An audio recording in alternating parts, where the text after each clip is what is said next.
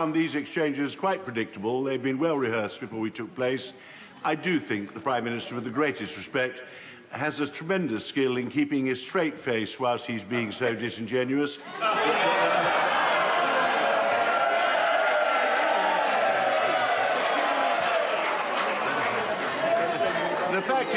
The fact is, he's now desperate to have an election in order to bring this House's proceedings to an end and to have the general election clearly before October the 31st. And he's obviously going to campaign before that on the basis that he's been thwarted in getting an amazing beneficial deal for this country, which is actually being blocked by wicked continental politicians and by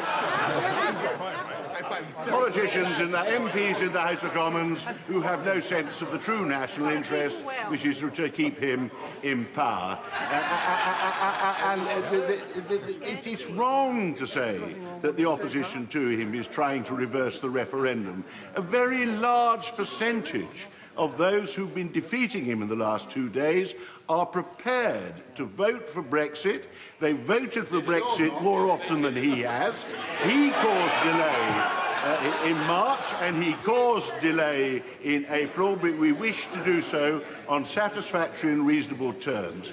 We now have a bill which is the beginning of a pathway to actually give us more time for grown-up, sensible, diplomatic exchanges between countries. The idea that on the European Union, they're refusing us a deal because they really think they're going to trap us in permanently is nonsense.